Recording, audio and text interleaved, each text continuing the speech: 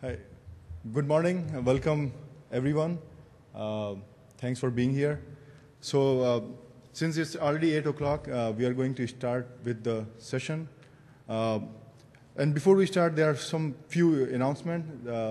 This session is, it actually has 2 oral slots. So from 8 to 10, and then 10:20 to 12.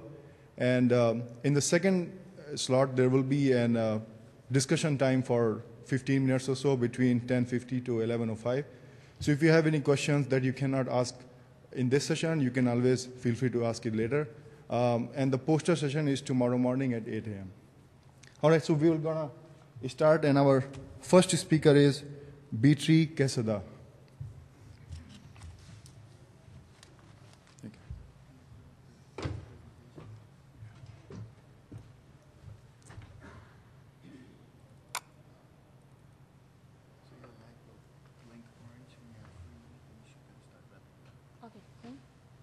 And how do I change from the slides? Oh, can I move it here, maybe? All right. Good morning, everyone. My name is Beatriz Quesada. I come from Uppsala University and University of Costa Rica. And today I will talk a little bit about the study that me and my co-authors are currently working with. And it's a study about the evaluation of 5 drought indices. This to characterize droughts in Central America, spatially and temporally. So droughts in Central America are a big problem. They affect important economic activities such as agriculture and hydropower, and especially with agriculture, this brings a lot of indirect problems. So a lot of people are affected, and they cost a lot of money. But even though they are such a big problem, there are not so many studies about droughts in general. And specifically, there are not so many studies about drought and their connection with the climate variability of the region. So our aim is to evaluate the applicability of 5 drought indices by analyzing their capability to characterize the spatial and temporal variability of drought. So before I go more into the study, I'm going to give you a bit of a background of the climate of the region. Central America has a very high spatial variability of climate and temporal, And this is because it's a very narrow piece of land, and it's surrounded by 2 oceans. And added to that, it has a mountain range going from the northwest to the southeast. So when the predominant flow interacts with the mountain range, this creates 2 different precipitation regimes on each of the sides of the mountains, even though it's such a narrow strip of land. So we have one precipitation regime in the Caribbean that it's wetter than the Pacific. It doesn't really have a defined dry season. And we have the regime in the Pacific that is drier, and it does have a defined dry season. And it's the region actually that is more prone to droughts. And is as well the region where most of the population are living. So it means that the society there is more vulnerable to droughts.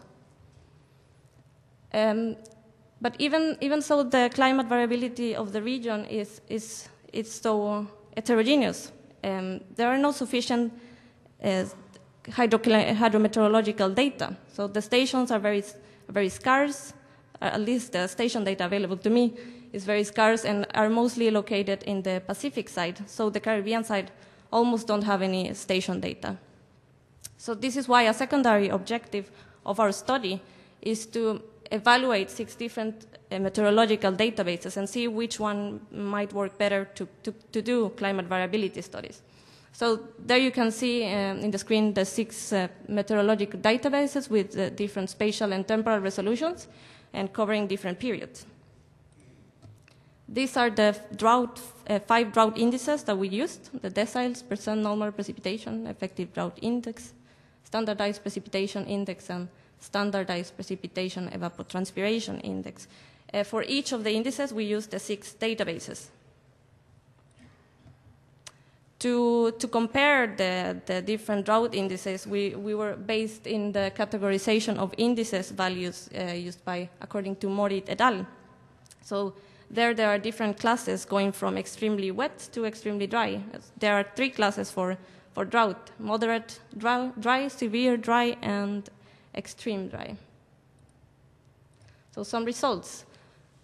Here you can see the distribution of precipitation for the common period of 1979 to 1990 for the different data sets.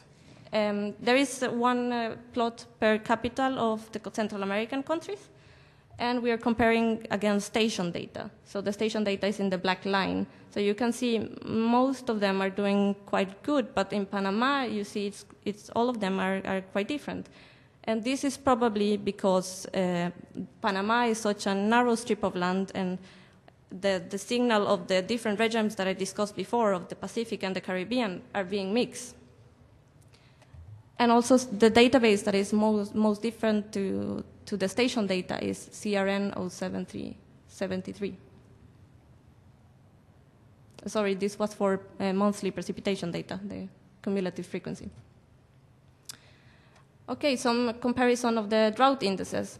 Here we are only showing 3 of the indices: deciles, percent normal precipitation, and standardized precipitation index for 3 different time scales of calculation: 1 month, 3 months, and 12 months.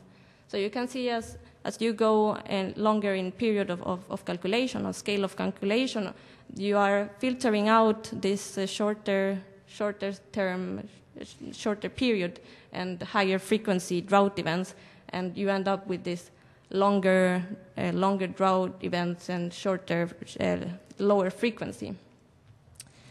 An interesting thing is what happens at a 1 month scale with the deciles and percent normal precipitation, the ones that are in the 2 upper rows.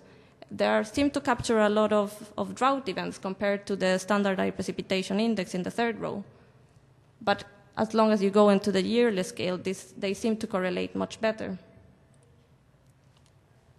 I'm sorry, that was for an example for the capital of Nicaragua, Managua, and using one of the databases, the Pedreros database. In this case, we're also in Managua, but only using the 12-month scale. And here we are comparing again those 3 indices, but also we are showing the comparison between the different databases. So you can see it correlates quite well in time, the different indices, but the severity is not really correlating so well. The deciles on the upper right corner it seems to be very sensitive to droughts, and it captures a lot of extreme drought events. And on the other hand, percent normal precipitation in the lower left corner captures mostly just moderate drought events. And SPI is kind of there in the middle, showing more variation in the severity. The 2001 drought is captured by the different indices. This is just to give an example of a selected case. But you can see that it doesn't happen for all the databases. There are some that actually don't capture it, like CRN 073 and Pedreros. This is the special extent for in the SPI for 1 month using ERA interim data for June of 2001, the same drought case that I showed you before. So you can see there is drought over all of the Central American region, but there is extreme drought in the south of Honduras, in the north of Honduras, south of Guatemala, and the border with El Salvador as well. So discussing the results, as you could see, the indices coincide in timing of the drought events, but they disagree on the severity. The indices do capture some selected cases of reported drought events, but not so all databases. And this brings out the problem that is very hard to evaluate drought with observed data. So for example, I wanted to use this disaster database, EMDAT, but this database says, okay, there was a drought in Costa Rica in 1998, for so to say, but okay, I don't know if it was all the year or just a month, or if it's really the whole region of Costa Rica, which I doubt because of the different climate, or just a part of the territory. So it's very hard to evaluate this. So for the future, what we want to do is to evaluate with soft data. So we want to get some newspaper reports maybe and so select some well-reported cases or use some weather service reports and find correlation with climate variability phenomena like ENSO, that we know that there is a strong teleconnection with El Niño, but it hasn't really been, there is no study yet that actually says something definite. And we also want to make a more sophisticated bias correction for the ERA interim data over the region. Thank you very much. There are no questions. Thank you, Beatrice. I think we have time for a few questions, if anyone has it. I see. Can you say a little bit about the quality of the analysis data in that region? You mentioned about Yeah, I mean, ERA interim is kind of reanalysis data. The problem is that normally reanalysis data has very coarse resolution, and we need go into higher resolution to capture the details of the climate of the region. Any more questions? All right. Thank you. All right, thank you.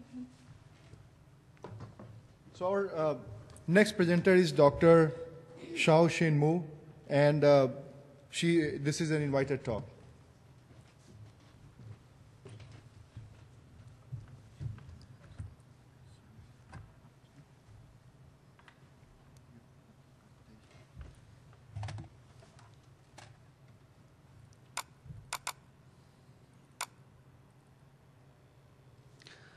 Good morning.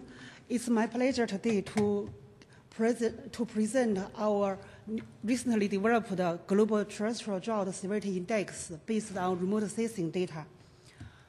So first, what is a drought index? It is an indicator integrating large amounts of hydrological data to monitor drought severity in a comprehensive framework and to measure how much the climate in a given time period has deviated from its normal conditions. There have been many drought indices developed. I list several widely used ones here. For the PDSI, PHDI, CMI, and SWI use the precipitation, temperature, and soil moisture as input data. The PNP, deciles, and SPI use precipitation only as input data, and RDI uses precipitation and potential evaporative transpiration as input data. The uncertainties in the input data, especially the precipitation, will degrade the accuracy of these indices. And these indices don't incorporate the vegetation responses to droughts. U.S. Drought Monitor uses six key indicators, including the remotely sensed vegetation health index, to monitor drought in North America. But it's not globally available. And EDI is a new drought index. It uses temperature, relative humidity, MODIS shortwave radiation, and NDVI as input data. The problem is that the ET and the PET models are statistical models developed in the continental USA. It's not applicable globally. So we developed a global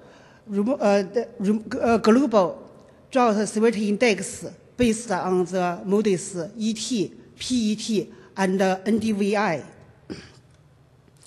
MODIS ET algorithm is based on the Pullman-Montiers equation. Using the MODIS leaf area index, FPAR, albedo, land cover, and global daily meteorology data as input. The spatial pattern of the MODIS global annual ET over 2000-2011 shows that the highest ET happens in the tropical rainforest area, and the lowest ET is at the arid, semi-arid areas and the high latitude areas. The ET for the temperate forest and boreal forests are in the medium. We validated our ET algorithm at 104 flux data tower sites. The correlation of the ET observations with the ET estimates driven by different meteorology data is around 0.75, and the mean absolute error is around 4 millimeters per 8 day. And the MODIS ET algorithm is based on the Pengman-Matias and Priestley-Taylor models. The spatial pattern of the MODIS global annual PET and matches the PET from Webb and Moselle. The highest PET happens at the arid, semi-arid areas, and the lowest ET happens at the energy-limited areas. And because the ratio of ET over PET is an indicator of the environmental water stress, and MODIS NDVI is very sensitive to the vegetation responses to droughts. So we combine them together to propose a drought severity index. First, we get the ratio of the ET over PET and calculated the z-score of the ratio by temporarily standardizing it.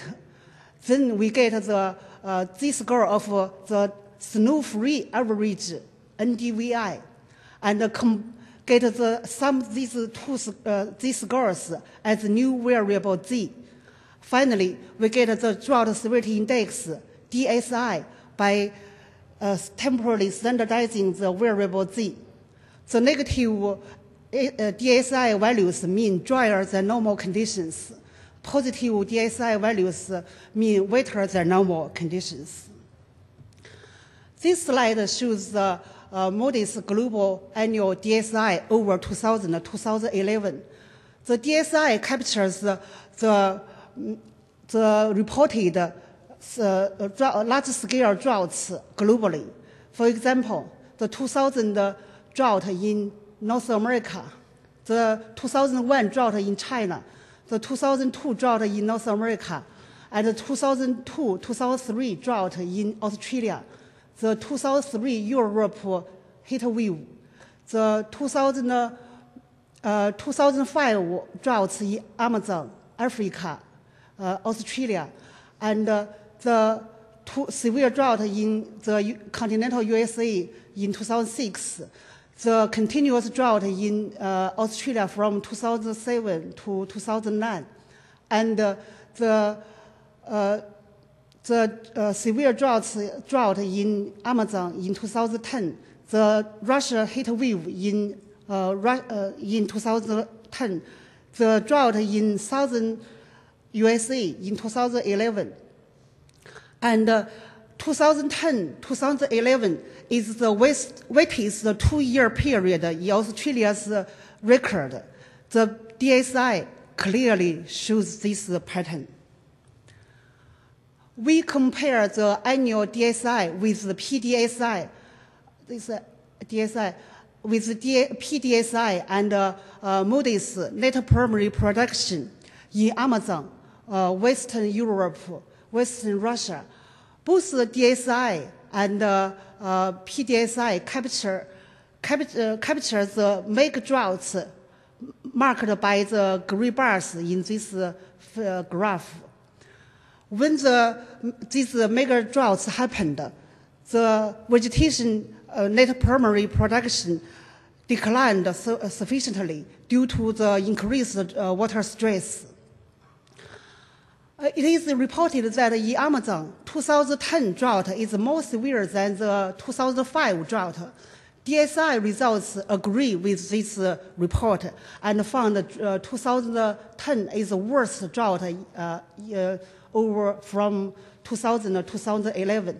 However, PDSI results show that 2005 drought is the worst during this time period. So we compare the spatial patterns of DSI, PDSI in 2005 and 2010.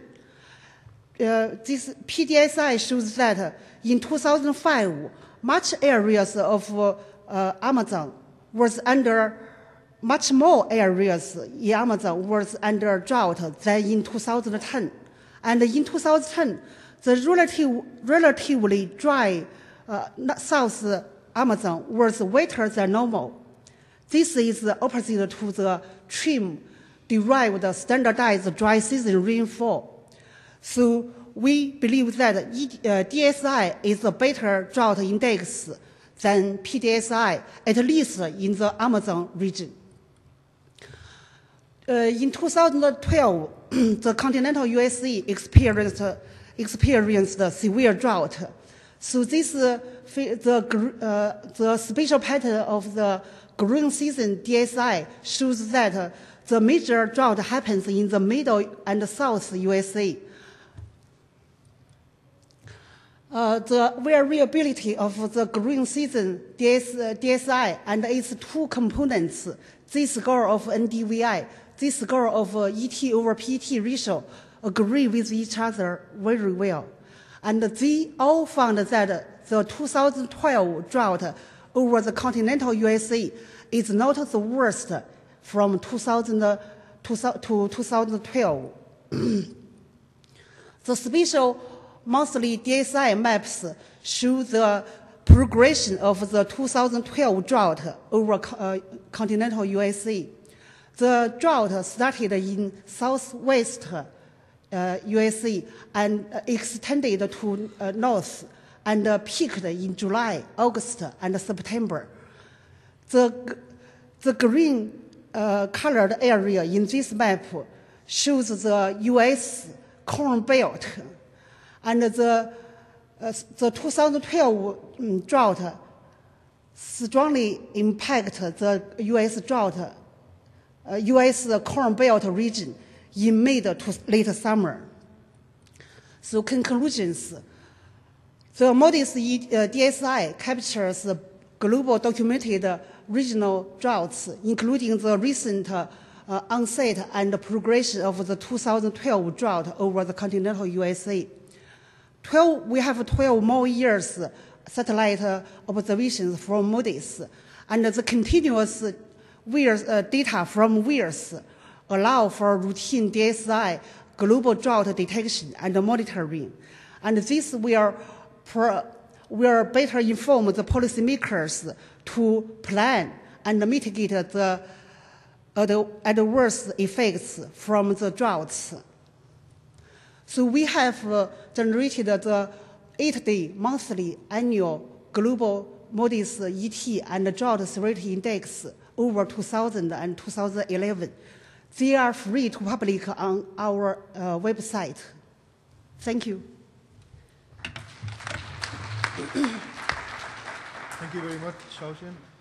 We definitely have some time for a few questions. Hi, David. How soon after observation do you get a drought monitor update to your routine drought monitor product? Yeah. How soon, like number of days? You see, we can do it, but we don't have funding to do it. Yeah, it is should if. In fact, we can even do the forecast in 1 week. Yeah.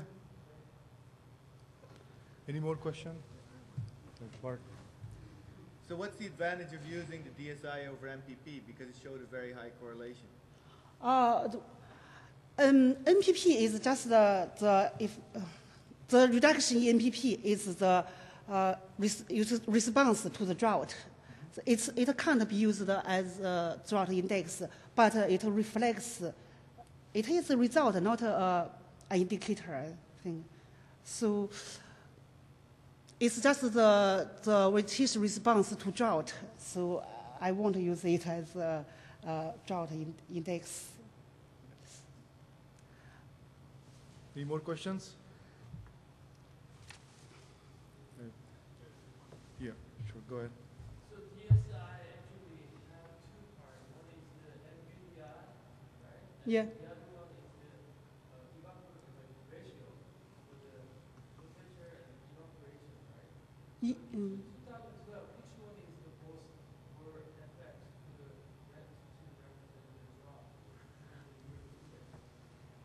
drought? Because you use the phone, right? 2000, you can see from here. So at the continental scale, USA, average over the continental USA, I think they contribute the same. But spatially, the attribution from them are very different. So in the East, I think, the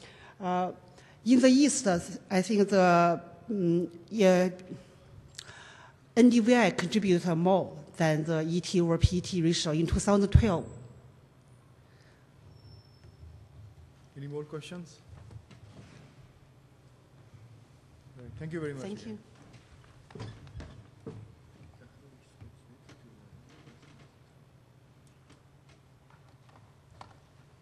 Right, next, our next presenter is J.W. Nelson. Please.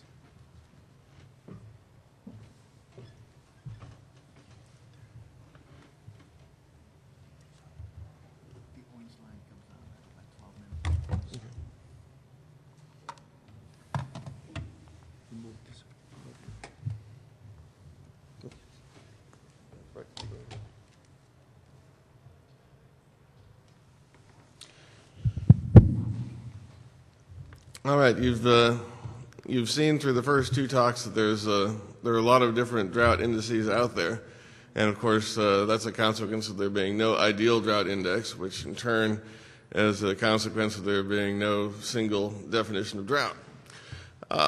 So each individual index, I think, is designed to accomplish particular things.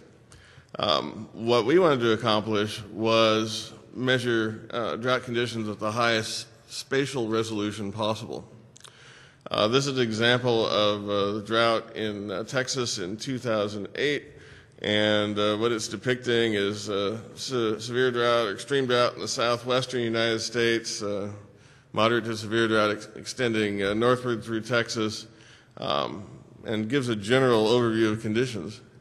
But if you look at the actual drought conditions across the state, there's a lot of detail that's being missed from this. And the detail is available to some extent from in situ observations, rain gauges, and so forth, but in principle, even more detail is available from radar data. And so our goal here is to use radar data as effectively as possible for monitoring drought. You can start with the estimated radar precipitation from stage 4 radar analyses and use percentage of normal as a drought indicator. The problem with that is that percentage of normal really doesn't give you a good indication of severity of drought, which you saw to some extent in the first talk, because some places 50% of normal rainfall may be a fairly common occurrence in a particular season, whereas in other places 50% of normal rainfall could be extremely unusual. So a drought index needs some sort of historical reference, and that includes not just average conditions but also historical variability. And that's where radar estimates come up short, because national radar precipitation estimates have only been around for 10 years or so, which is not really enough time to pin down the average conditions, let alone the normal range of variability. So the approach we took is to get the historical information from the long-term in situ observations from the co-op network and apply that to radar data. There's an inherent assumption there that the variability measured by a single rain gauge with a few centimeter diameter orifice is comparable to the variability in a 4 kilometer by 4 kilometer grid square. That's probably a decent approximation, but it has a consequence of essentially probably overestimating the extent of variability. And so we end up with a somewhat conservative drought index as a result of that when we apply it to radar data. Even at that, the variability of normal rainfall is probably much larger than the variability of the standard deviation and higher order statistics, because normal rainfall amounts are very closely tied to topography, to the location of coastlines, to slope conditions, so that you can have a wide range of climatological rainfall amounts, for example, on upwind slopes, such as in the Pacific Northwest, whereas every place along that slope is going to experience the same type of variability because it's all driven by the same storm systems. So to get the highest spatial resolution normal conditions possible, we use the PRISM precipitation analyses, which are gauge-based but include regressions for topography, slope, and so forth. So in a sense, we're combining three different sources of information here: the high-resolution normals, the high-resolution observations, and the historical variability information from the co-op network. We've been running this operationally in Texas as a prototype for the past 3 years or so, and through a grant from the U.S. Department of Agriculture, we're expanding it to a national scale. My colleagues on the first slide include Brent McRoberts, who's working with me in Texas, Ryan Boyles and Rebecca Cumbie, who are doing the national implementation and web interface, and Dev Niyogi from Purdue University, who's working on developing the interaction with potential users, determining what indices are going to be most valuable, and helping people interpret the information. So what I want to do here is walk you through what the prototype looks like for the drought conditions in 2011 and 2012. And in 2011, we had major droughts centered on Texas, although it extended into New Mexico, Oklahoma, and Louisiana. We're going to be looking here at, as an example, the 6-month SPI, which is a pretty good indicator of agricultural conditions. And you can see quite a wide variability across the United States, but decent spatial consistency in the index values. Now, as time goes on, the drought conditions improve a bit in Texas, but worsen in the rest of the United States. This is an example from February of 2012. There are a couple of things I want to point out here that are relevant to interpretation. First of all, vegetation-based drought indices are useful for looking at agricultural drought, but the lack of precipitation in Minnesota and Wisconsin during the wintertime of 2012 wouldn't be easily detected, and indeed it did not show up in the preceding set of maps, but it is detectable by the radar. On the other hand, radar coverage in the wintertime is fairly poor in the north-central United States, so that this is actually as good as it gets in terms of a realistic-looking pattern. Often there are radar-dependent artifacts present, and you'll see some of those later on. Also, in the western United States, radar coverage is not as good because of beam blockage, and so the patterns of drought indices along the continental divide and westward are generally not to be trusted compared to the central and eastern United States, where radar coverage is much better. Stepping forward into May, we start seeing the emergence of drought conditions in the southern Midwest, around the boot heel, centered around the boot heel of Missouri. But as you saw again in the earlier talk, conditions really got worse in the middle of the summer, and so widespread severe drought conditions extending from Arkansas into Ohio, and then also in parts of the Northeast, and starting to stretch up into the high plains. This is the most recent image from November, and what we're seeing now in terms of drought conditions across the United States is the biggest impacts in the Great Plains. You can see Oklahoma, Kansas, and Nebraska showing up as unusually dry right now. The winter wheat crop is currently under stress and may be one of the worst crops in years as a result of these drought conditions. Now, I mentioned artifacts from radar. Some of those are somewhat visible on the chart. Let me talk about a couple of them. First off, you can see some compositing errors here. Anytime you have a straight line on the map, it's probably an issue. Anytime you see something concentric about a radar, like the one around Shreveport here, that's probably an issue, and so forth. And so some of the work that we're going to be doing in the future I'll talk about to address those issues and make this a more reliable product. At the moment, I consider it to be sort of a product for people who know what they're looking at and know what sorts of things can go wrong with this, but it can't really be taken at face value at this stage. But it has information that really is not available from other sources. So, for example, looking more closely at drought conditions in southeastern Colorado and the Oklahoma Panhandle, this is a 2-month SPI. Things have been very dry over the past couple of months over the whole region. But with the radar data, you can tell that there's a region which actually did fairly well due to 1 or 2 storm systems. And the gauge network is such that this probably shows up in perhaps 2 or 3 isolated gauges. And only with radar data can actually tell the true spatial pattern of rainfall in this region. So going forward, the main focus of the work that's going to be going on at Texas A&M is to deal with the radar biases. And there's a bias correction already in the stage 4 because these are analyses produced by the river forecast centers of the National Weather Service, except they're done on a daily basis for the purposes of flood forecasting and flood monitoring. And of course, the difference between random errors and biases is the longer you go out, the random errors gradually don't increase, but the biases add up. So we're going to apply a second bias correction on a monthly time scale where the signal-to-noise ratio for the biases is much higher than what's available for the river forecast centers. And we're going to do this on the basis of known characteristics of biases, which are range-dependent biases. So first off, identifying range-dependent biases at each radar and applying those in a consistent fashion over the year. Azimuth-dependent biases due to beam blockage, which can be detected automatically and corrected.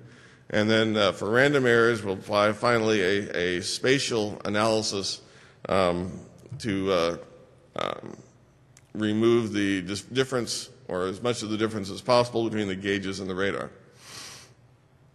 Now that seems to assume that the gauges are accurate and the radar is not, and of course gauges also have errors to them. However, for the sake of drought monitoring and verification, especially for example for USDA risk management tools and crop insurance, the gauge measurements are taken as ground truth, and so we want to have this radar product agree as closely as possible with the gauges, even though that may not be optimal from a meteorological point of view. It's possible from this to go on to make precipitation forecasts based on the probabilistic forecasts of rainfall moving forward, so we want to have that available as a drought decision tool. At NC State, they are producing these on a daily basis, so you can look at the results of an individual storm system essentially in real time. And we'll have historical information going back in time so you can look at time series for individual locations. The information will be available in a GIS framework, so it's possible to aggregate it. We do that presently at a county level, but it can be done in river basins and whatever geographically distinct regions are appropriate. And then, as I mentioned, Purdue is going to be coordinating workshops with users. We envision primarily agricultural users at this point to help determine what timescales and what indices are appropriate. I've talked about this in terms of the SPI, but because that's entirely a rainfall-based product, but of course you could do SPEI, you could do deciles fairly easily. Going beyond that, the rainfall data set we produce could be valuable for integrating into any drought index that uses rainfall, which could include satellite-based tools as well as land surface models simulating soil moisture. So this could represent an improvement for those models over a gauge-based analysis. So we think this is a useful product, which again is almost ready. We expect to be able to roll it out in real time in time for the spring growing season. And it's useful not just for itself, but potentially for other products as well. Thank you.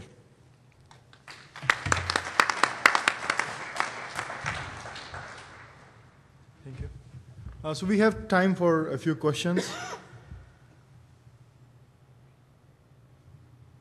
Questions? I think I have a question. You mentioned that there are plans to use probabilistic precipitation forecasts for drought prediction. So is that something that your group is going to take on, or you will obtain it from somewhere? Would you like to comment on it? Well, we will be taking the existing forecasts that are available from the National Weather Service and from NOAA. At the short range, we have ensemble forecasts available, so we can generate probabilistic evolution of the drought indices from that, and then use at the longer range the CPC probabilistic forecast to generate rainfall scenarios based on historical data, and use that to move forward as well. We're doing that right now, actually, as in an experimental mode, as part of a land surface model forecasting system, and some of those results are going to be coming out soon also. Thank you. Any more questions? All right, thank you. Thank you again. So our next presenter is T. Auctioner, and he will be talking about soil moisture-based drought monitoring in Oklahoma. Thank you.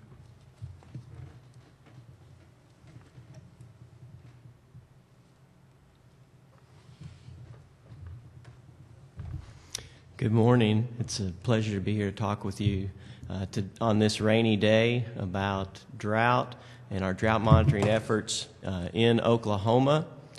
As John mentioned, we are in the midst of drought there, and we could sure use some of this rain.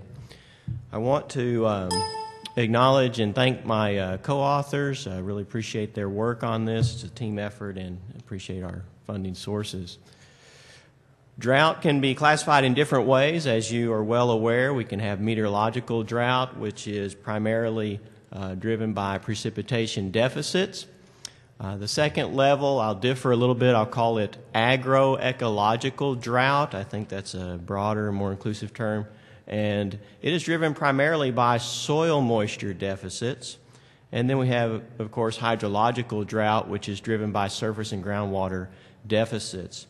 But we've chosen to focus here in agroecological drought because it's at this stage where the impacts become severe, and we know about that well in Oklahoma. This is an example of crop failure. This is supposed to be a cotton crop that's from Oklahoma this year.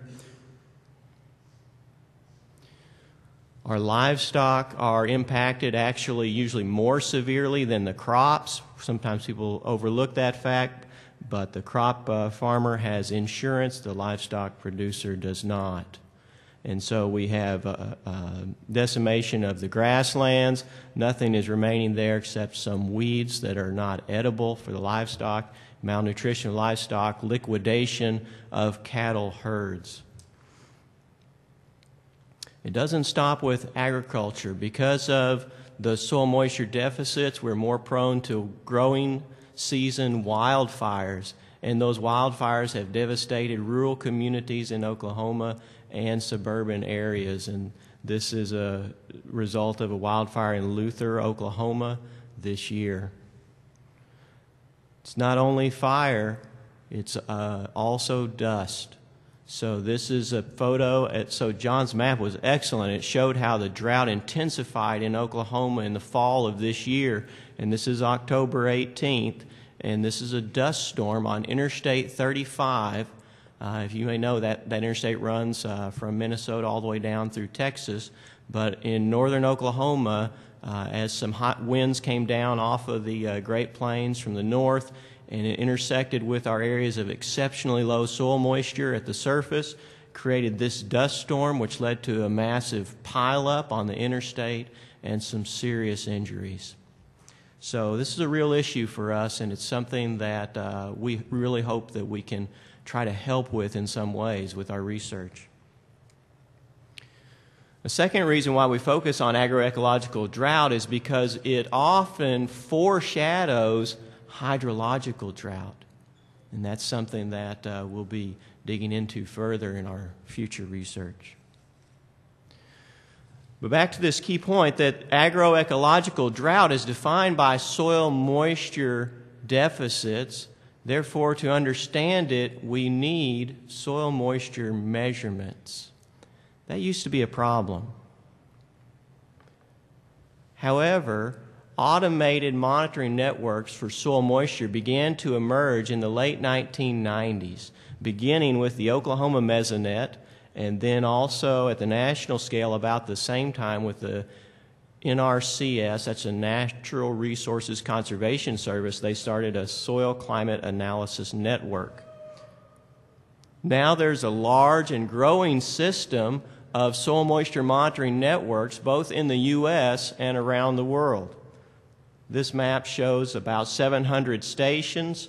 This map was courtesy of Mike Kosh, and these are some of the stations for which you could go now and download in situ soil moisture measurements, and there are many more that are not on this map.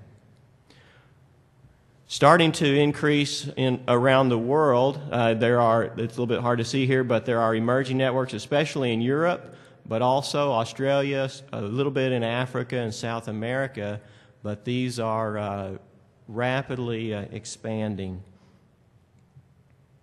The problem is we don't know what to do with these data, and they have never been used in a quantitative or systematic way for drought monitoring, even though soil moisture is the defining variable for agroecological drought.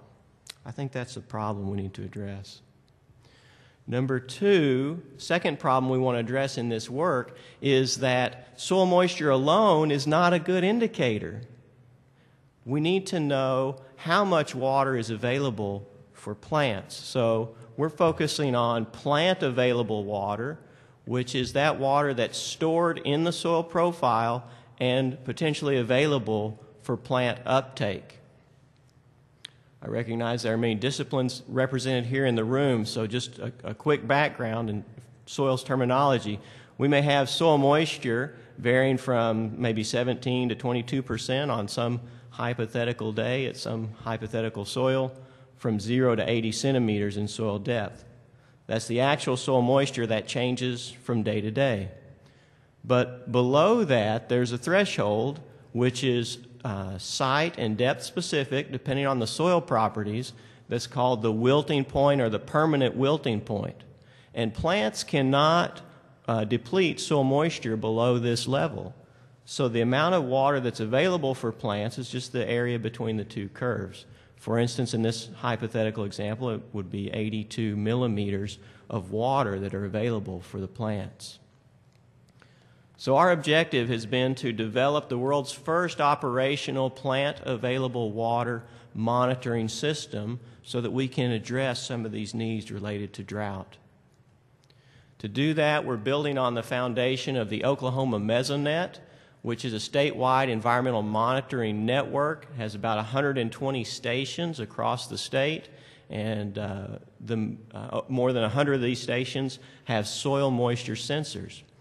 To really use those effectively, though, you have to understand the soil properties, which again vary with site and depth. So we've spent the last few years visiting all of these sites and collecting duplicate soil cores down to 80 centimeters or to bedrock and characterizing the soil water retention properties for every one of these sites. By doing that, we've been able then to create plant available water monitoring system. So if you like, get out your smartphone and go to mesonet.org, www.mesonet.org, and you can pull this up right now. And you can see for yourself the drought conditions that John was speaking about. This is an older map. This is from July 29th, 2012. And it shows plant available water conditions. It says 16-inch. That means from zero, the soil surface, down to 16 inches. This is an integrated measure of plant available water. We currently offer 3 different depths that you can examine. And you can see at this point that soil moisture levels were very low. There was less than half an inch of plant available water across the majority of the state, with some exceptions down here in the southeast, where we generally have higher precipitation. So this is a tool, and we're trying to learn how to apply and use this. One key point to make on this, in terms of plant available water and all the science that we know about plant water stress, when for a given site the plant available water level drops below 50% of the maximum for that site, most plants will be experiencing plant water stress. So for instance, if you had a site that could hold a maximum of 5 inches of plant available water, and if it drops below 2.5, then you can be pretty confident that any vegetation there is going to be under water stress. This is in inches because it's designed for general citizens and end users. One other point to make here, this map shows plant available water under the existing vegetation at the mesonet sites. And of course, plant available water will differ somewhat under other vegetation types. I want to show 2 applications that we're looking at. One is tactical or in-season cropping decisions. Here are plant available water data. The bottom line, black line here, is the minimum that's been observed for a given day of year at this particular mesonet site. The middle black line is the average that's been observed for that day of year, and the top line is the maximum. So ranging from 10 to 110 at this particular station, and you can see the annual cycle in plant available water. Here are 2 particular years in red and blue. Red being 2006, a drought year. You can see that early in the year we were far below average in plant available water at this site. 2007 we were close to average in plant available water. This is the time of year when cropping decisions need to be made. Producer has to decide, should I plant a summer crop or not? If they would have planted in 2006, the county average yield was 3 megagrams per hectare. That's a very low yield and not profitable. 2007, the county average yield was 11 megagrams per hectare for corn. That's an excellent yield for our part of the world. So we're trying to learn how can we use these data in real time to inform tactical cropping decisions. Another application that we're looking at is short-term drought prediction. You're probably aware that people have hypothesized for decades a soil moisture precipitation coupling. The concept is that if soil moisture is relatively high during the growing season, then evapotranspiration may be relatively high, and it increases the probability for convective type precipitation events. So this coupling should be strongest, hypothetically, in continental climates in transitions from wet to dry regions, and that's exactly where we're situated in Oklahoma. But data sets to examine this coupling are few and far between. So we're looking at this in Oklahoma. This is now average for the entire state of Oklahoma. This is day of year on the x-axis, and on the y-axis here we have a coefficient of determination for the linear regression between plant available water on a particular day of year and the cumulative precipitation in the subsequent 21 days. That means, can we look from now, can we estimate the future 21 days precipitation based on plant available water? And in fact, there are times of the year where we can explain a significant portion of the variance in future precipitation based on current plant available water. So that's exciting. We get a percentage of the variance explained up to near 40% around the end of June. So perhaps we can learn to use plant available water data for enhanced quantitative precipitation forecast in that sort of 1 to 3 week time scale which would be useful for short-term drought predictions. So in conclusion, the Mesonet has a unique drought monitoring system now that is based on plant available water. Again, you can see it if you like. Just go to mesonet.org. Potential applications that we're looking at: tactical and strategic cropping decisions, new understandings of soil moisture and precipitation coupling, and several others that are under investigation. There are some key unknowns. We do not know the relationships between plant available water, existing drought indicators, and actual drought impacts. That needs some work. We also do not know how real-time plant available water can be effectively used for forecasting drought impacts, such as crop performance, pasture and livestock performance, wildfire danger, and dust storms. So these are the type of impacts that we want to work towards to try to meet some of the needs of people in drought-prone communities. Thank you.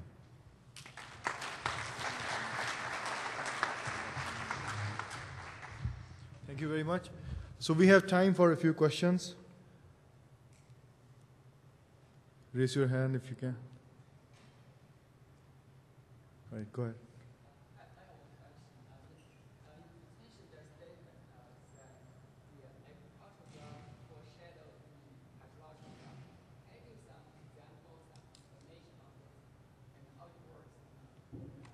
So I'll just repeat the question. So the question was that in the presentation, it was showed that agricultural drought comes before hydrological drought. So do you have any example for that? Thanks for the question. I wasn't able to show it here, but we have some data to show that by knowing the soil moisture and the hydraulic properties of the soil, we can calculate the drainage rate from the soil profile, and that drainage rate foreshadows changes in groundwater levels that may occur some months out into the future. So that's one example of how this agroecological drought and these soil moisture deficits foreshadow hydrological drought. Any more questions? Sorry. Go ahead, please.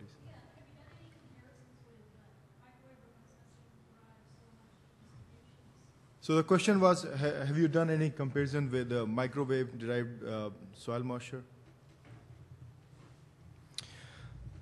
We're working with the SMAP CalVal team to try to start to use these data in that type of work for microwave remote sensing, validation, calibration.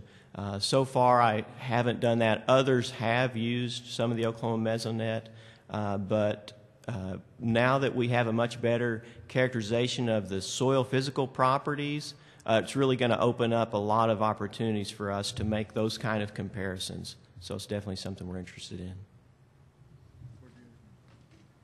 Thank you very much. So our next presentation is from Greg Husak. He will talk about the early warning system in Africa.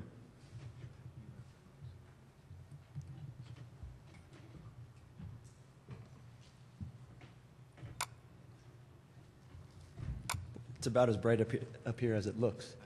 Yeah. I'm just going to imagine that there's a bunch of empty seats so that I'm less nervous.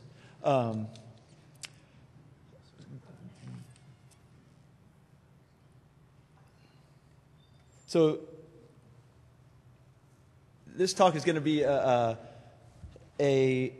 attempt to answer a question that is, what is this? Sea surface temperature anomalies from February of last year tell us about the chance of this, which is failed or reduced crop yield resulting from poor rains. And I think the previous talk was a nice lead into this. This isn't actually, I'm not answering this question for everywhere, for all seasons. We're actually just looking at one specific season, last year's March, April, May rains in East Africa. So this is a report or kind of a case study, a look back at a case study for what we did in the heat of the moment to support FuseNet activities, the Famine Early Warning System Network, and their efforts to reduce food insecurity in the world. So this isn't a healthcare talk, but we are going to talk about some pre-existing conditions. East Africa was coming off of 2 failed seasons out of the previous 3 going into March, April, May 2012. So they had actually experienced good October, November, December in 2011, but the previous March, April, May rains in 2011 were terrible, and the October, November, December before that were also bad. And so in summer of 2011, nearly a year prior to our study time, East Africa was under tremendous stress, with most of the region in either an emergency or catastrophe condition, and the October, November, December rains ameliorated some of that, but there were still crisis or stress throughout much of the region. And what we see in this area, let's see if this is going to work, along Somalia, these hash marks show where conditions would be worse were it not for humanitarian aid. So humanitarian aid had helped take things from a really disastrous situation to, let's say, just a crisis. So why are we interested in March, April, May rains? This is a satellite rainfall estimates of the March, April, May totals compared to the annual total. And what we see is that March, April, May rains for this yellow polygon account for 45%, nearly half of the annual total. So rangeland and crop production are heavily tied to the rain received during this time of year. This polygon is derived from GPCP pixels, but the map here is 0.1 degree NOAA satellite rainfall estimates. And so we really just looked at spatial averages within our polygon. So we had an average for March, April, May rain based on GPCP, and that was used to drive a lot of the analysis here. So we looked at the rainfall time series, nearly 30 years, and we compared it to sea surface temperatures. And this graphic shows their correlation with sea surface temperature anomalies from 99 to 2011. This pattern was present in the entire 30-year time series, but was most clear during the last 12 years, and so chose to use this graphic. What we see are, in the Indian Ocean, we have 2 areas that we've highlighted, and in the Pacific, you'll see 4 boxes highlighted.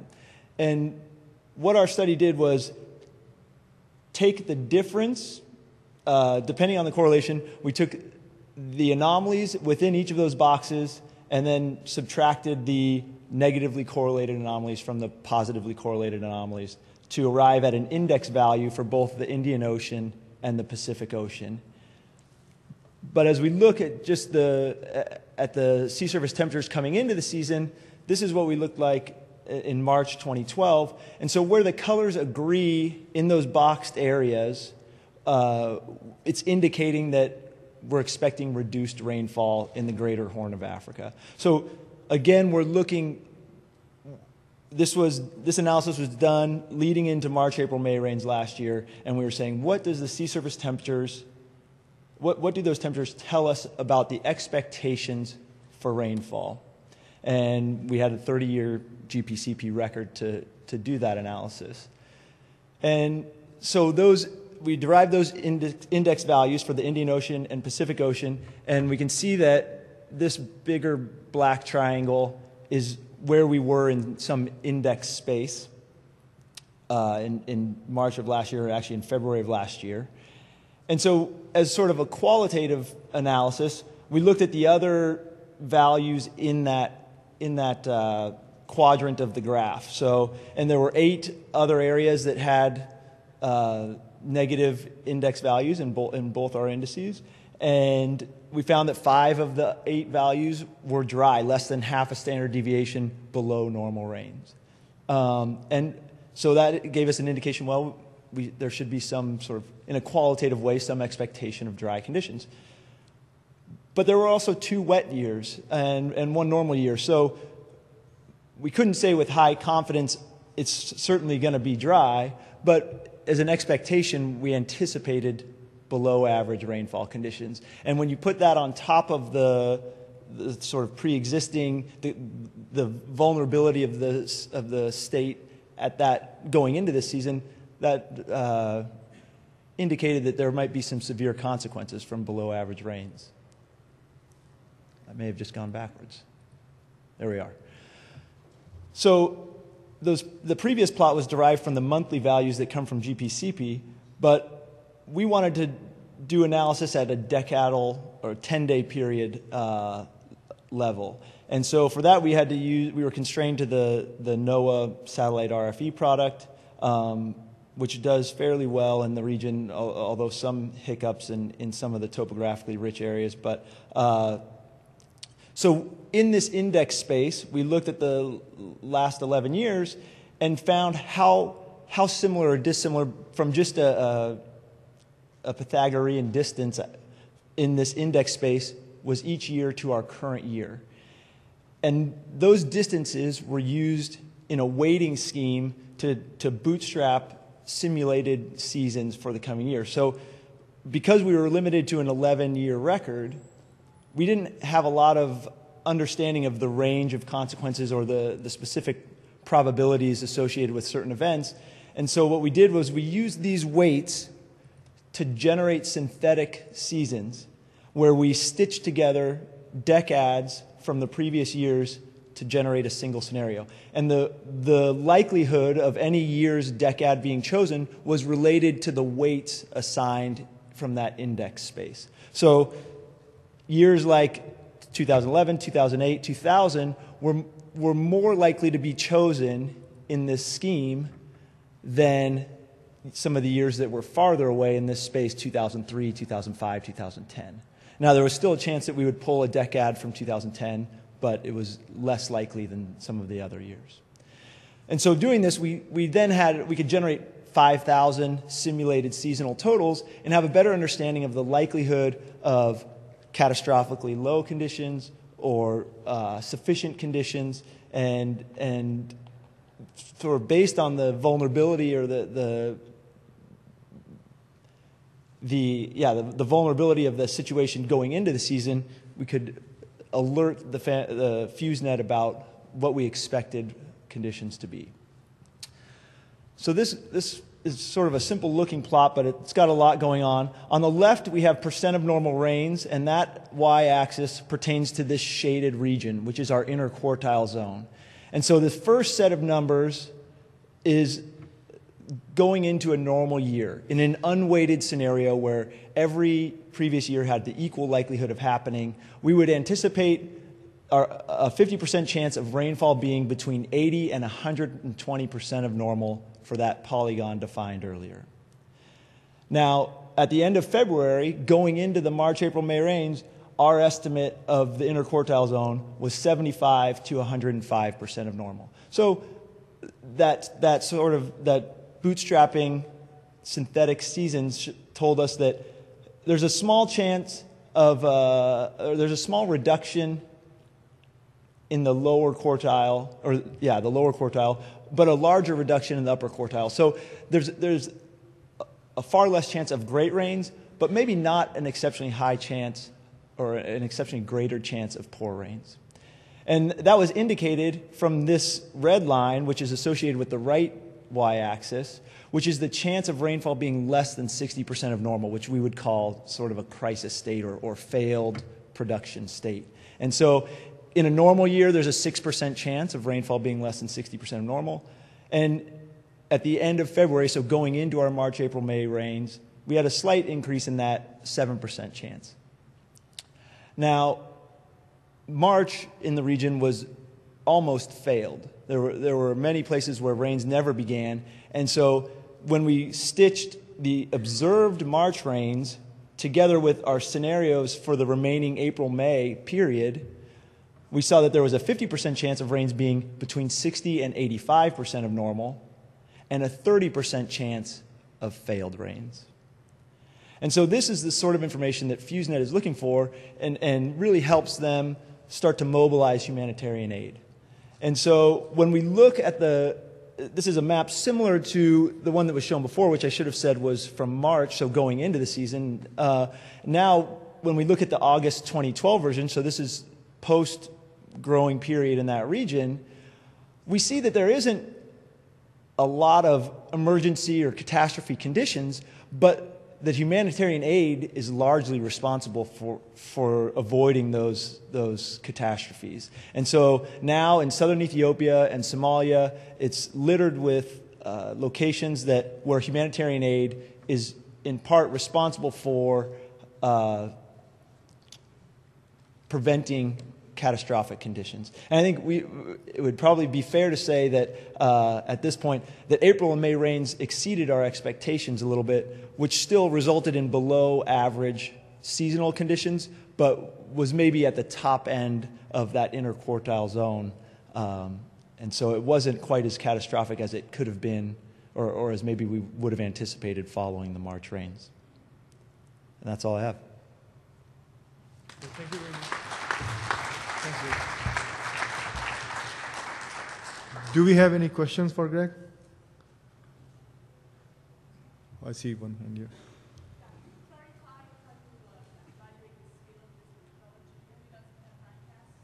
So the question was, can you evaluate the skill of this approach? Yeah, that's a good question. One for which I don't have a very good answer. We didn't go back and do a lot of analysis for how well this performed, and we haven't done other seasons in that way. I think that's something as we attempt to take this, let's say, in maybe an operational type of situation, we would definitely need to perform something like that going forward. But this was sort of a one-off to look at this specific season in this specific area. But I think the approach would be to perform something like this for a variety of regions, most likely since it's FuseNet in Africa, and assess how sort of, given that we're providing a distribution, how frequently do the events or where do the events fall within our projected distributions? But we haven't done anything like that at this time. Do we have more questions from the audience? All right, please go ahead. So I have a question about the scale problem, because the ocean, like oscillation is a pretty long-term period, but emerging data comes within 10 years, so there is some noise from the sea surface. The other one is, to the Indian Ocean, there is a recent year we have some effects of global warming by the anthropogenic effect. But usually the last, when you do some conditional forecast, you choose the vicinity, right? Yeah. Oh, There could be some impact from the climate change, like warming sea surface. Sorry, so there are two questions here. First question, I'm sorry? Okay, so the first question, the only question, is that the sea surface conditions should have been sampled at long term, but in this analysis, the period of analysis was very small. So do you like to comment? Yeah, I think as I tried to clarify, the map that I showed was just the 10-year correlations, but because those areas are highlighted, and that was just for the visual purposes, but that same pattern was present over the entire 30-year period. So from 79 through 2011, we saw a similar pattern. Graphically, for this presentation, those were most obvious in the years that I selected. But you're right, there are probably reasons why that 11-year period made it more clear. And I think actually the fellow to your left there, Chris Funk, performed a lot of that analysis and could maybe help clarify if you have further interest in that. Right, thanks, Greg. Yep. So our next presenter is MC Anderson, and the topic of the presentation is evaluation of remotely sensed evaporative stress index for monitoring patterns of anomalous water. Please.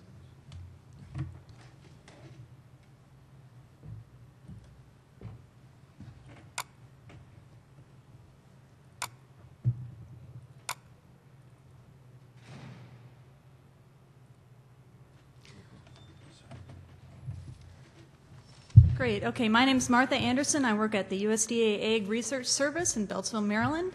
And I'm going to be talking about yet another drought index. This one is based on satellite remote sensing of evapotranspiration using thermal infrared imagery.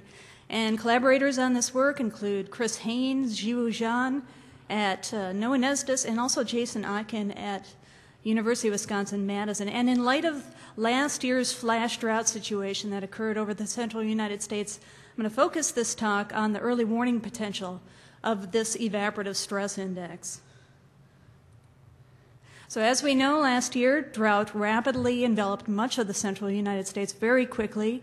The drought was driven not only by below normal precipitation amounts, but also this kind of lingering heat wave that really drove some very strong evaporative fluxes early in the season, kind of baking the moisture right out of the soil. Standard drought indicators based on precipitation anomalies in some cases weren't really keeping up with some of the impacts that were being reported on the ground, particularly from agricultural sectors. This is an example of corn condition over the state of Illinois during 2012. And you can see this data collected by the National Ag Statistics Service. Corn condition started to decay almost upon emergence, kind of bottoming out here in July. Less than 10% of all corn in Illinois was deemed to be in good to excellent condition by the end of the season. You can compare that to prior years and see how really poor the corn yield was this last year. Impacts reported on the ground were spatially quite variable in Illinois. In some cases, the impacts were noted right after planting. There simply wasn't enough moisture in the soil to enable germination and emergence of the plants.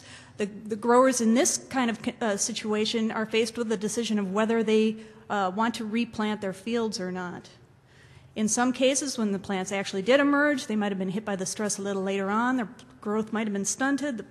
The corn might have died at this stage.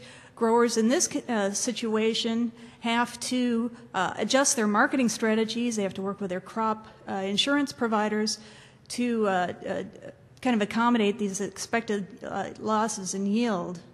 And then there were cases when the plants actually matured, but then were later hit by molds or development of aflatoxins, which is this carcinogenic substance. These ears have to be removed from the harvest to avoid contaminating the entire yield. And again, the grower has to work with their insurance adjusters prior to harvest to accommodate these losses. Throughout this whole last year, these growers may have benefited with some really robust information about how severe the stress actually was, both in their own growing region and in other corn growing regions around the country, to make better informed decisions about marketing and insurance adjustments. So to support these kind of informational needs, we've been working on this satellite-derived evaporative stress index. It's a lot like Chao Chen's ET-based drought index, but derived using different types of input data. So this ESI samples standardized anomalies in the ratio of actual ET, or in crop-growing regions, you can think of it as actual crop water use, to the potential amount of ET or water use you would expect if moisture was not a limiting condition. So the red regions here experienced anomalously low water use or water loss in the 3-month period ending in July. The model that was used to create these index maps is known as the Atmosphere-Land Exchange Inverse Model, or ALEXI.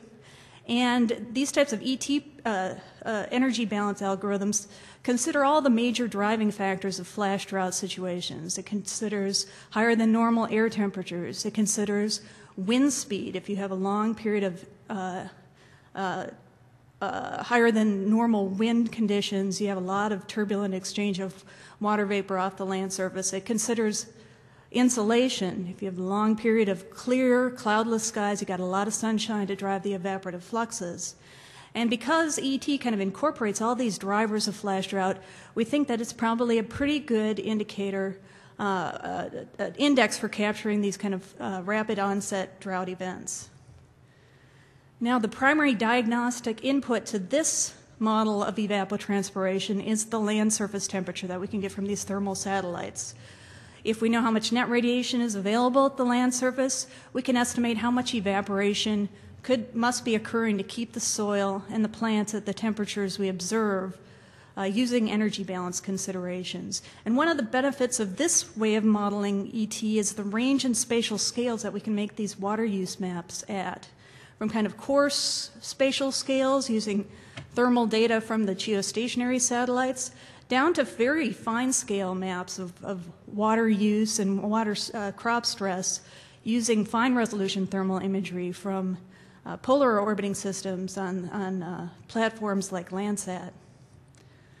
Another advantage of this diagnostic approach for mapping water use is that we can map water use over large areas without needing to know a lot a priori about what is driving the variability in the water use over these landscapes. And here's an example of this. We see some evidence of resilience in evaporative fluxes in Alexei along the Mississippi River Basin and up into Indiana and western Ohio, and these are regions where the water table is relatively low. Maybe some enhanced evaporative fluxes being derived from the shallow water table, and also in the lower Mississippi Basin. I lost my mouse. There it is. There is a lot of intensive irrigation going on there, which is further going to make crops in this region more resilient to climatically variable driving conditions. This type of response is very difficult to capture in prognostic, kind of more water balance oriented land surface modeling systems unless it's known a priori what the spatial distribution of a water table is across your modeling domain and where exactly is the irrigation occurring, and those processes have to be explicitly represented in those modeling systems. So in this case, it may be that these types of models will kind of exaggerate the actual stress of crops that are growing in this kind of area where they may be receiving some supplemental moisture inputs. We've done a pretty extensive intercomparison of a number of satellite-derived drought indices and prognostic hydrologically derived hydrologic variables with various types of ground truth that might be available, including crop condition, yield information, drought class recorded in the U.S. Drought Monitor. And we find these are just seasonal anomalies of a number of different indices. This is the ESI. This is a soil moisture anomaly from the ensemble of NLDAS models, Vegetation Health Index, precip only based drought index. And in general, most of these indices provide similar patterns at these coarse spatial time steps across the United States. When we start looking at finer time steps, that's when we start seeing some differences in temporal response to different kinds of events based on which kind of hydrologic variable or biophysical variable is being represented in a specific index and what types of inputs are being used to derive the index. For example, this is monthly evolution over the last year, 2012 flash drought, drought monitor classifications.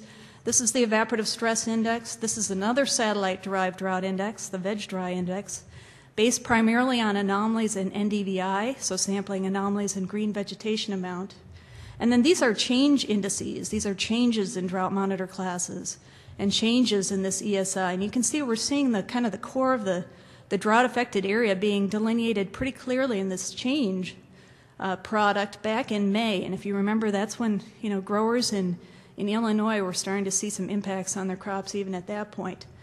This area didn't become kind of clearly delineated in the drought monitor or in VEG-DRY till a month or so later. Land surface temperature is a fairly fast response variable to these types of drought conditions.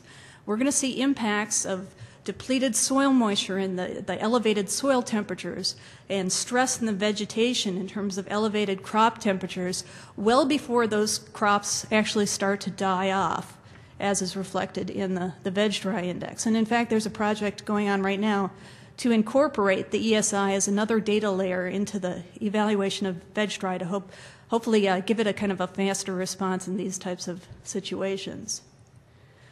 Now, my collaborator Jason Otkin, University of Wisconsin-Madison, has been working on some visualization tools trying to synthesize a lot of this information about drivers and responses to these flash drought situations. Here's kind of a temporal kind of mapping tool he's used, and this is summarizing conditions over northeast Oklahoma this last year. These are drivers of the drought. The green line shows negative anomalies in cloud cover. There's a lot of clear, cloudless skies, a lot of solar radiation to drive the evaporative fluxes, positive anomalies in dew point depression, desiccating atmosphere, positive anomalies in air temperature, positive anomalies in wind speed. These were all classic drivers of flash drought. On the right are the responses of different variables to these driving conditions. The red is kind of an anomaly and an accumulated precipitation index, kind of going off the cliff starting in May. This is the response of the evaporative stress index composited over different time intervals, and the response of the drought monitor classification. And in this case, higher values indicate more drought severity. So especially if you look at the slope in the ESI, we're seeing some signals that things are going south very early on in the season, well before the drought monitor responds. Another way of visualizing the same information, maybe a more visual format, may appeal to some different types of users. We're starting to call these plume diagrams. In the first column, these are the drought monitor classes. You can see things going into severe drought later in the season. Precipitation anomalies, a lot of red. SPI starts going red down here. This is evaporative stress index composited over 2, 4, and 8 week intervals. But you can see signals of the change even earlier if we look at these change indices. Changes in the 2, 4, and 8 week composites computed over 1, 2, 3, and 4 week intervals. So we see the stress first at the very shortest composite intervals, shortest change intervals, and then cascading on into these longer composites. And that indicates that this was in fact a long-lived event. It didn't just start and suddenly was relieved. Jason started looking for evidence of these kind of plumes in these diagrams associated with other historic flash droughts that have occurred over the last decade or so in the United States. And this is kind of a classic flash drought that occurred in 2000 in Oklahoma. I think that's where the term was first used. You can see it right here. Again, we have the classic drivers, the negative cloud cover anomalies, positive temperature anomalies, and we can by looking at these things, we can kind of get an idea of what the early warning potential was of the ESI, which kind of varied from event to event. And here's the plume that developed. Another example, earlier in the season, Indiana, 2007, similar response, and another example from last year, the drought in Texas when it suddenly expanded up into Oklahoma and Arkansas. And again, we see this plume. We are in the process of kind of developing, we want to add some more indicators to that response to kind of gauge the relative response of different indicators to these types of situations, develop statistics of how robust these plume signals are, how often do we get false plumes, how often do we get impacts that were not preceded by plumes. We're distributing these ESI maps in real time during the growing season on a website that's currently hosted at ARS. And just in honor of the past talk, I will note that we're starting to make these maps over North Africa as well. And we're picking up interesting signals in areas that are irrigated and where the water table is fairly shallow. That's contributing to some resilience in the crops that are growing in this region. So I will leave it at that. Thank you. So we have time for at least one question from anyone.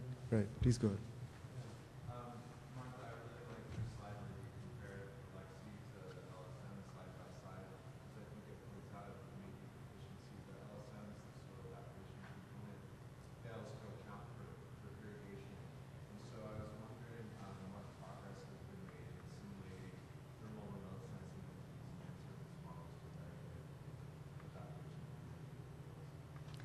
So, sorry, I will just repeat the question. So the question was about this slide that compared LSM with irrigation plots, and so what are we doing to include that information into LSM? Can you go back one slide?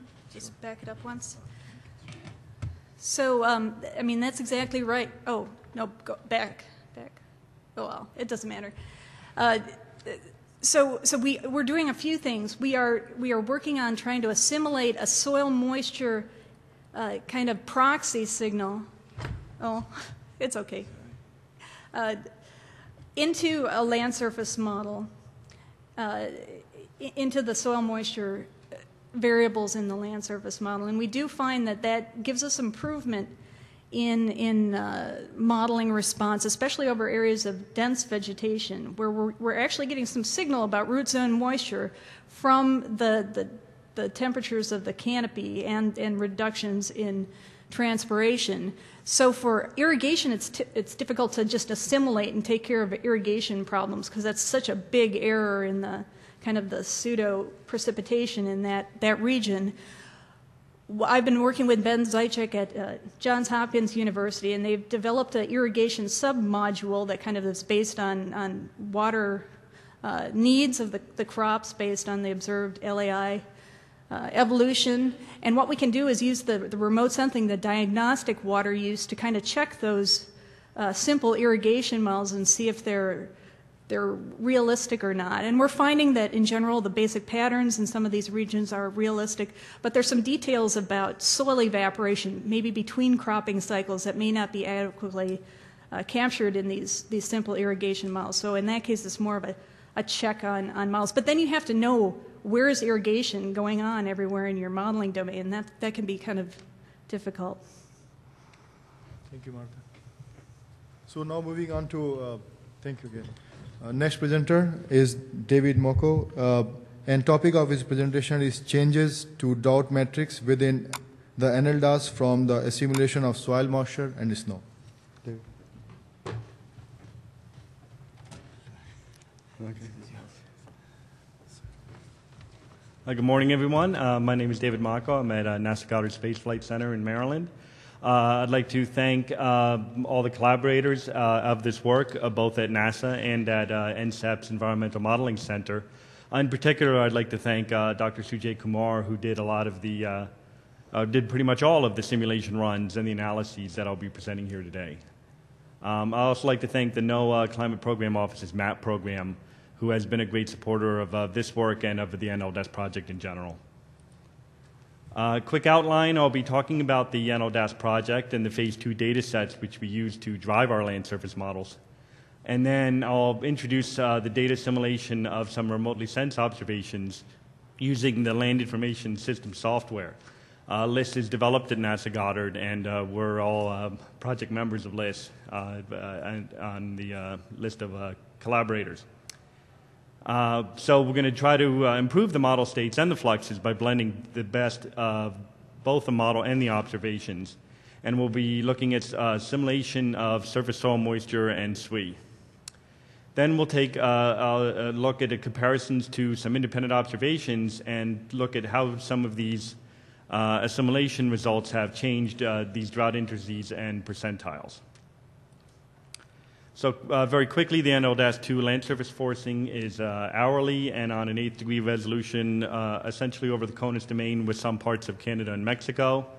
It's a forcing data set that has both model and observations in it. The model fields are from the NAR analysis, which comprised the bulk of the land surface forcing for things such as temperature, pressure, humidity, and long-wave radiation, but we also bring in some observation fields.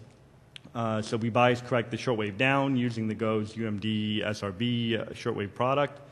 And really the backbone strength of NLDAS is the precipitation forcing data set that's created.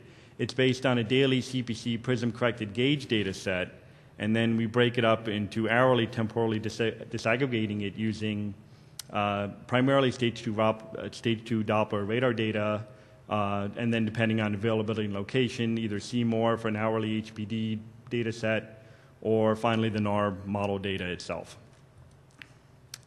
So NLDAS 2 currently drives a suite of LSMs from both the meteorological and hydrologic communities, NOAA, Mosaic, Sacramento, and VIC.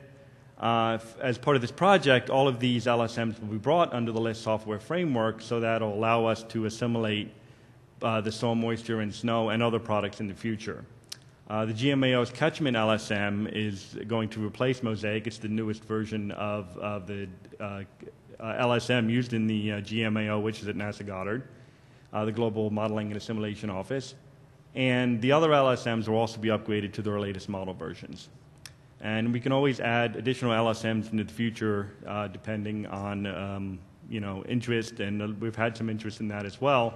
And that'll also allow us to add more models to our ensemble. So as part of NLDAS 2, currently there's a drought monitor which is located at EMC, and we use the long-term climatology of NLDAS to generate these anomalies and percentiles. And there's just some details there about how these climatologies are performed. So we can take a look here in the upper panel. This is a soil moisture percentile example for the ensemble mean, all 4 land surface models in NLS Phase 2 for the beginning of August of this year. And we can see some of the same figures we've seen before with the location where the drought is. We also route the runoff from the land surface models into a stream flow model. And we can compare, on the bottom panel there, we see stream flow anomalies for the same time period. So you can see, across much of the Mississippi, very reduced anomalies in the stream flow compared to the long-term NLDAS climatology. So the Land Information System developed at NASA Goddard is a flexible land surface modeling and data assimilation framework. And we can see, so you can get my mouse here, we can see that we bring in the parameters of soil and vegetation properties and the meteorological forcings, in this case NLDAS Phase 2, and also surface data observations of soil moisture, snow, and skin temperature. And these curves indicate here that there are uncertainties, obviously, in all of these various inputs into the model. So all 3 are used to drive the land surface model, and in this case we'll be looking at NOAA, Catchment, SAC, and VIC. We're developing all of these as part of this project, and then we get water and energy fluxes, soil moisture, temperature profiles, and land surface states, and of course there's uncertainties here. Now for the assimilation of these soil moisture and SWE states, we use a data assimilation submodule in LIS, and we use the ensemble Kalman filter to try to improve these observations, which hopefully will result in improved fluxes and profiles and states of the output. And from this, we can generate drought indices and percentiles from this model output. Here's an example which was published late last year of how soil moisture data assimilation over the NLDAS domain improved the ET. So on the left panels, we have 2 separate gridded products of fluxes. One is a FluxNet based by Young et al., who generated a gridded product using the FluxNet towers. And on the right side, we heard about this earlier this morning, the MODIS-based product by Mu. So we compare 2 different data sets, and then we have seasonal averages on the left column and on the right column. So what we're looking at here is actually improvements from 2 separate simulations using LIS. It's essentially the difference in the RMSE between not doing the data assimilation and using data assimilation of the LPRM soil moisture product from the microwave remote sensing. So the red areas indicate improvements in data assimilation, and we can see generally there are some improvements, primarily in spring. There's some areas where we don't improve as well.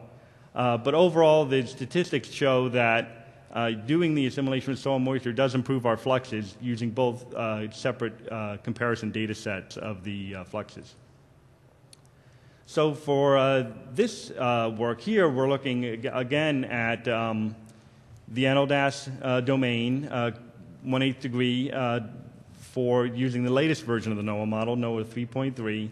And we have 2 separate cases. We're assimilating LPRM from 2002 to 2011, and then a new ESA, ECV, and central climate variable soil moisture product, which has a longer-term record. We flag when we do the assimilation when there's when there's high vegetation, so we do allow when there is light or moderate vegetation. When there's precipitation, snow cover, frozen ground, or RFI, we don't assimilate the soil moisture. And here's an example of from the LPRM soil moisture percentile, just an example at March 2011. This is a monthly average. We scale these observations to the LSM's climatology using CDF matching and run a 12-member ensemble of the Kalman filter. So what we can see here, this is evaluating some of the stream flow to USGS gauges. And here are, we've identified, Yulong Jha and others at NCEP have identified some essentially unregulated USGS basins. And you see the distribution of them here, of course more out east than out west as you would expect. So what we've done is compare the stream flow of these basins using our routed runoff between both the open loop and the simulation, with the LPRM soil moisture. And the statistics show we get a pretty nice improvement from assimilating soil moisture in our stream flow. And here are just some examples. This is the seasonal cycle of the RMSE, and the black line is the open loop without the data assimilation, and the red shows when we do assimilate the soil moisture, how our RMSE looks. These are essentially just averages of all these little sub-basins inside the larger Missouri rather than a true routed, at the mouth of all these basins. So I just wanted to make that point clear. And these bar graphs just show some of these, again, larger basin averages, the difference between the open loop and the LPRM data assimilation. And then for this figure, we have the SRI, this standardized runoff index, the standardized soil water index, and then the NLDAS soil moisture percentiles between both the no data assimilation or open loop here in black and the LPRM in red. And we can see there are some cases where certainly we do change the how the drought is indicated for these regions. We repeated this experiment using the ECV soil moisture data. So now this is a longer term record, 30-year record. And again, we can see some changes in how the DA has changed the drought indices and the percentiles. This is right now just over the entire domain, but we're taking a closer look at subbasins and comparing to some additional data sets as well. Then we again repeated this using now assimilation of SWE, and hopefully we would get some improvement. Here's an example of the same March 2011 SWE percentile. And this is a product that has been developed using AMSRE retrievals, and we have combined it with some of this information using MODIS snow cover retrievals, and it's a product known as ANSA, which is the AFWA-NASA snow algorithm. So again, assimilating the stream flow actually shows when we do the statistics over all the basins, we actually do slightly worse. And this is primarily due to a lot of these areas in the northwest here. You can see when we do the assimilation of the SWE, we actually perform much worse in our evaluation of stream flow. And this could be a number of reasons, but primarily we know that the retrieval of SWE in these northwest regions is not all that great. So these are preliminary results, and we're hoping to various characterizations of the error through the ensemble Kalman filter that will hope to improve these. But for a lot of these basins, we do see some improvement in the eastern locations. And again, we can take a look at some of how some of these basins where we performed a little bit better, how these drought indices changed just from the assimilation of SWE.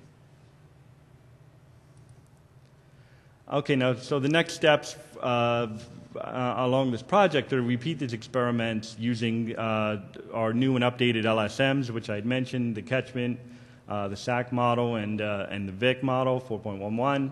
And we'll build and evaluate this multi-model ensemble. And we're also going to be adding and testing additional DA capabilities to the simulation, such as MODIS snow-covered area, GRACE terrestrial water storage, and one of the questions from the previous talk was about the irrigation intensity for MODIS. So we are working with Ben Sychek as well to add this irrigation submodel into our system as well, and that work's ongoing now. But the most important thing we're going to do is be comparing these drought indices and percentiles to things like the U.S. Drought Monitor Archive and a newly developed optimal NLDAS 2 drought index, which Yulong is leading the development of, and we'll hopefully get a better sense of. We already know that, for the most part, the assimilation has improved stream flow, evaporation. I didn't have time to show soil moisture, but generally we do pretty well, even without the assimilation, actually, because the NLDAS 2 precipitation is so good. But since we're improving all those, the expectation is that we'll also be improving our characterization of drought. Just to summarize, NLDAS is a successful collaboration project that has produced all this data. We assimilate in test mode right now with the remotely sensed soil moisture in SWE. I showed for the no LSM. We're repeating it for some other LSMs in the future. DA to these products does show some of these changes. We still need to evaluate them fully. And I mentioned the additional data products and the additional LSMs. Just quickly, some acknowledgments. NLDAS has been a long-term project, so people who have helped develop the land forcing data set, I'd like to thank them. And of course, the providers of these data sets, which we used for the assimilation and as well for the model evaluation.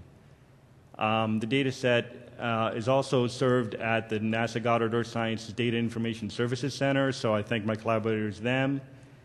And here are some links if you'd like to find out more about the project, about lists, or about the NLDAS data sets themselves. Thank you very much. So we have time for one quick question.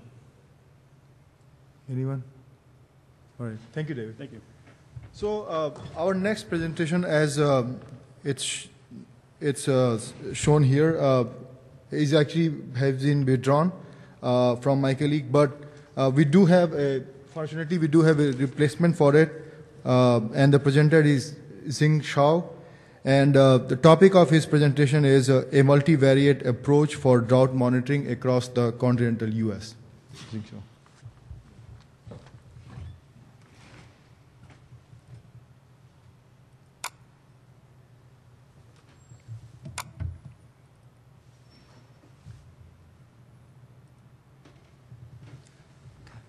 Good morning, everyone. My name is Jingchao Hao, and I'm going to present our preliminary result of the drought monitoring result. Okay, next one. Yeah, okay. Thank you. There are different drought indexes that have been commonly used for drought monitoring, like the standardized precipitation index and the standardized soil moisture index, also the common use permanent drought severity index. The index is based on different climate variables like the precipitation, soil moisture, and runoff. In this study, we're going to focus on the precipitation and soil moisture. So first, we're going to show the difference between the SPI and SSI for the drought monitoring of 2012 for January. So for the figure below, you can see the drought information in the southwest from SSI is shown. However, from SPI, the drought information in the southwest is not shown in this figure. So we're going to further compare the SPI SSI with the precision and soil moisture from climate during 3 in California, and for 3 months, 6 months, and 12-month time scale. So we can see generally the SPI SSI is highly correlated. However, we can see in this box area, it differs a lot. Like for the in the middle box, the SPI shows drought condition. However, the SSI does not show the drought condition. Similarly, if you look at the 6 month time scale in the first box, the SPI, both SPI and SSI show drought condition. However, the drought onset from SPI is earlier than that from SSI. And also the SSI shows drought persistence. The SPI does not show the drought persistence. So to summarize, the drought condition from SPI develop quickly and abruptly. The soil moisture, the SSI contribute to the drought persistence. And generally there's a time lag between the agricultural drought and the hydrologic drought. So here's the question. If you use SPI, generally we can detect drought onset earlier. If you use SSI, so we can show the drought persistence. If you want to detect the drought onset and drought persistence through one index, then this is the motivation of this study. So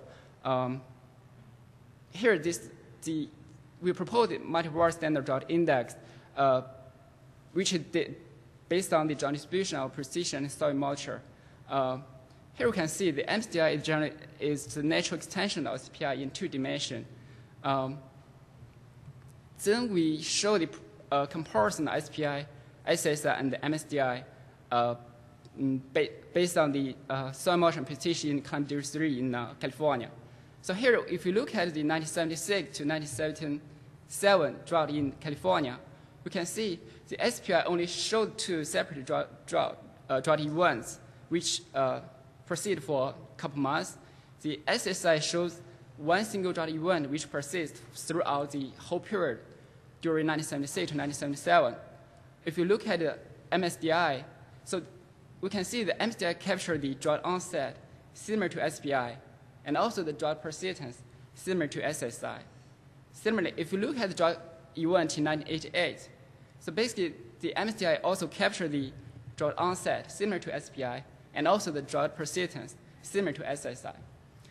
So then we use the 2012 drought condition across the United States from January to April to further show the performance of the MSDI. We use US drought monitor as the reference data. On the left column, you can see from January to April, in the western and southern US, there's drought condition persists from January to April. So if we use the 1 month SPI, we can see only in January and February, there's drought condition in the western part. The drought condition in Texas is not shown quite well. If you use SSI, so basically you can see generally the drought persistence in the western and southern US is shown well. However, if we look at the drought condition in the Arizona area, this drought condition only starts from March. If you look at SPI, we can see this drought onset in Arizona area starts from January. So then at last we look at the MSDI. So basically the MSDI shows the drought onset in Arizona area similar to SPI, which starts from January. And also the drought persistence in the western and southern areas is similar to SSI. So basically the MSDI can capture both the drought onset and the drought persistence quite well. So then we use the 6 months time scale also. We can see the six months SPI improve the drought persistence. Like in the western part, the drought condition is shown well from the 6 months SPI. However, the drought condition in Texas is still not shown quite well. The 6 months SSI does not change too much. Again, then we look at MSDI. Basically, the drought condition in western and southern areas is shown well from MSDI. Then, to further compare this performance of MSDI, we use the probability detection. So in this part, we convert the drought information in the drought monitor to the pixel based. So based on this result, we use the Maryland data to compute the SPI, SSI, and MSDI for both 1 month time scale and 6 month time scale. So we can see basically the POD of the SPI is around 0.4. The POD of SSI is around 0.6. The MSDI, the POD of MSDI is high, it's around 0.8. So which means the MSDI can improve the drought monitoring. Similarly, if you look at the 6 month time scale in the lower panel, we can see the POD of SPI and SS is around 0.6. Actually, for the 6 month time scale, the POD of SPI and SI is kind of close to each other. Again, if you look at MSDI, it's still the highest, around 0.8. So through this quantitative comparison, you can see this MSDI can improve the drought monitoring. Then, so here we can see the MSDI generally is combined information, the drought information from precision and soil moisture. And due to the property of the MSDI, we can see it can capture the drought onset similar to SPI And also, the drought persistence is similar to SSI. And through the case study of 2012 drought, we can see the MCI can improve the drought monitoring through the comparison with the individual SPI and SSI. Oh, yeah. Thanks. Thank you very much. Okay. So we have time for a few questions, 1 or 2 questions.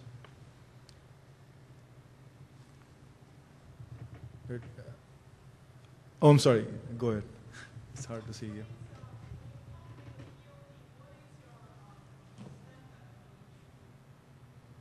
Sorry, can you speak up? I really can't hear it. Sorry.